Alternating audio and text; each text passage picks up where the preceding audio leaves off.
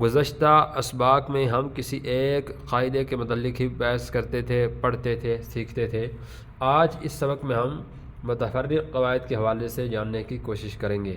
یاد رکھیے گا، اس میں کچھ ایسے قواعد ہیں کہ جن کا تعلق صرف 4 الفاظ کے ساتھ ہے، کچھ کا تعلق ایک لفظ کے ساتھ ہے، کچھ کا تعلق صرف 3 الفاظ کے ساتھ ہے، لیکن یہ ہے کہ یہ قواعد بھی بہت زیادہ ضروری ہیں، کیونکہ وہ الفاظ بھی قرآن مجید ہی کے ہیں، تو اس لیے ان کا سیکھنا بھی ہمارے لیے ضروری ہے۔ یہ بہت ہی امپارٹنٹ لیسن ہے آج کا۔ سب سے پہلے ہمارے پاس ہے اظہار مطلق۔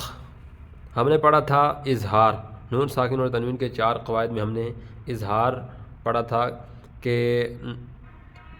نون ساکن اور تنوین کے بعد اگر حروف حلقی میں سے کوئی حرف آ جائے تو اظہار ہوتا ہے۔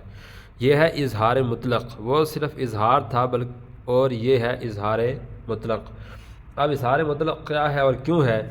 ان 4 کلمات میں، یہ جو 4 کلمات نیچے لکھے ہوئے ہیں، ان میں حروف یرملون ایک کلمے میں آنے کی وجہ سے ادغام نہیں بلکہ اظہار مطلق ہوگا، یعنی گناہ نہیں کریں گے۔ بڑی آسان سی بات ہے، یہ نون ساکن ہے۔ ہم نے کہا تھا کہ نون ساکن اور تنوین کے بعد اگر حروف یرملون میں سے کوئی حرف آ جائے تو وہ کیا ہوگا؟ وہاں پہ ادغام ہوگا۔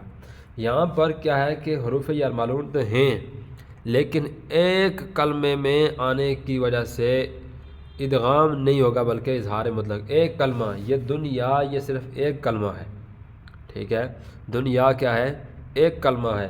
ایک کلمے میں آنے کی وجہ سے کل یہ 4 حروف ہیں قرآن مجید میں، ان 4 حروف میں نون ساکن کے بعد یا، یہ حروف یرملون میں سے آیا، ایسے ہی نون ساکن کے بعد یا، یہ بھی حروف یرملون میں سے ہے، نون ساکن کے بعد واو حروف یرملون میں سے ہے، اور آگے نون ساکن کے بعد واو حروف یرملون میں سے ہے۔ لیکن ان 4 کلمات میں نون ساکن کے بعد یا حروف یرملون میں سے تو ہے، لیکن ایک ہی کلمے میں دونوں چیزیں ایک ہی کلمے، یعنی نون ساکن بھی اور حروف یرملون بھی ایک ہی کلمے میں جمع ہونے کی وجہ سے یہاں پر ادغام نہیں ہوگا بلکہ اظہار مطلق ہوگا، یعنی گناہ نہیں کریں گے۔ یہ صرف 4 کلمات ہیں۔ سب سے پہلے دال، نون پیش دن، یا الف زبر یا، دن یا، ایسے ہی بن یا نن، صن وانن، قن وانن۔ تو حروف یرملون ایک کلمے میں آنے کی وجہ سے، یعنی نون ساکن بھی اور حروف یرملون بھی ایک ہی کلمے میں جمع ہیں، اکٹھے ہیں، اس وجہ سے یہاں پر ان 4 کلمات میں ادغام نہیں بلکہ اظہار مطلق ہوگا، گناہ نہیں کریں گے۔ ان کا توڑ بالکل آسان ہے۔ دوسری چیز ہے ہمارے پاس سکتہ۔ سکتہ کسے کہتے ہیں؟ آواز روک کر، یعنی آپ کی آواز رک جائے، سانس لیے بغیر آواز آپ کی رک جائے گی، سانس جو ہے وہ آپ نے توڑنا نہیں ہے، ٹھیک ہے؟ سانس جاری رہے گا، صرف آواز رکے گی۔ آواز روک کر سانس لیے بغیر آگے پڑھنے کو سکتہ کہتے ہیں۔ آواز رک جائے، سانس جاری رہے، ان 4 کلمات میں سکتہ واجب ہے۔ احناف کے نزدیک یہ جو 4 کلمات ہیں، ان 4 کلمات میں سکتہ کیا ہے؟ واجب۔ تو لہذا یہ سبق پڑھنا اور اس کا سیکھنا بھی واجب ہوا۔ اب اس کی ہم پریکٹس کرتے ہیں، کیسے؟ وقیل، آسان توڑ گیا اس کا، وقیل من، میم نون زبر من پڑھیں گے اس کو، وقیل من راقن۔ اب یہ ورڈ کیا ہے؟ وقیل من راقن، لیکن میم نون زبر من کے بعد درمیان میں سکتہ لکھا ہوا ہے۔ قرآن مجید میں بھی جہاں پر سکتہ ہوگا جن الفاظ میں، وہاں پہ درمیان میں چھوٹا سا لفظ جو ہے اردو میں سکتہ لکھا ہوتا ہے۔ آپ نے سکتہ کرنا کیسے ہے؟ وقیل من راق، وقیل من، یہاں پہ آپ نے رک گئے، صرف آواز آپ کی رکی، سانس آپ نے لینا نہیں ہے، ٹھیک ہے؟ وقیل من راق، سانس آپ کا جیسے تھا ویسے ہی رہے گا، یعنی نہ تو سانس کھینچنا ہے نہ سانس چھوڑنا ہے، ٹھیک ہے؟ وقیل من راق، وقیل من راق، وقیل من راق، تھوڑا سا درمیان میں آپ نے وقفہ کرنا ہے، جیسے سانس تھا ویسے ہی ہے، سانس نہیں لینا آپ نے کیونکہ لفظ ٹوٹ جائے گا، ٹھیک ہے؟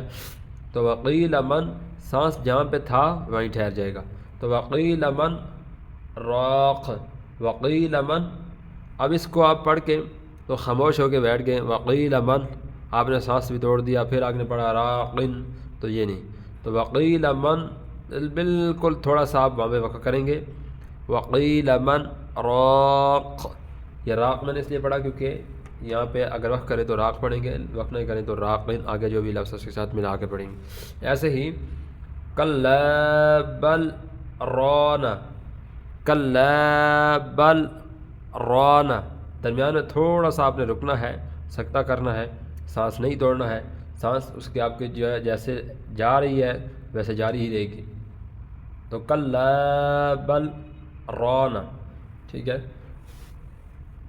اسی طرح من مرقدنا هذا، من مرقدنا، تھوڑا سا آپ نے رکنا درمیان میں، پھر آگے پڑھیں گے من مرقدنا هذا ما وعد الرحمن وصدق المرسلون، ٹھیک ہے۔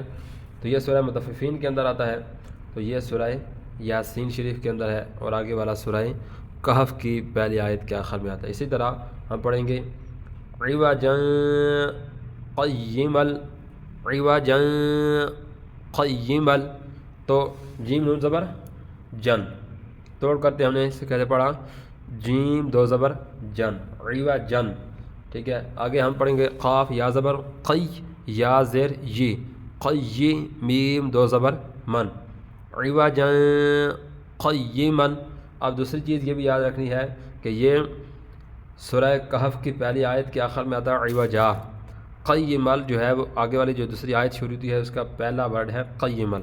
اگر آپ آیت کے آخر میں جا کے رک جاتے ہیں، جیسے الحمدللہ الذی انزل علی عبدہ الکتاب ولم یجعل لہ عوجا، ٹھیک ہے، یہاں پہ آپ نے سانس توڑ دیا عوجا، تو اب آپ قیمل کوئی سکتہ نہیں کریں گے۔ اگر آپ نے پہلی آیت کے آخر میں وقف کر دیا، آیت ختم کر دی، سانس توڑ دیا، تو آپ آگے پڑھیں گے قیما لینذر بأسا شدیدا من لدنہ ویبشر المؤمنین، تو وہاں پر پھر سکتہ نہیں ہوگا۔ باقی جو یہ الفاظ ہیں اس کے علاوہ تین، یہ ایک ہی آیت کے الفاظ ہیں، ان میں علیحدہ علیحدہ نہیں ہے، وہاں پہ آپ ایسا نہیں کر سکتے، ٹھیک ہے۔ یہ آپ نے دیکھ لینا ہے، وقیل من ہلکا سا رکنا ہے، وقیل من راق، کلا بل ران، من مرقدنا هذا، ٹھیک ہے۔ تو یہ very simple and very easy, سکتہ واجب ہے، یہ ضروری چیز ہے۔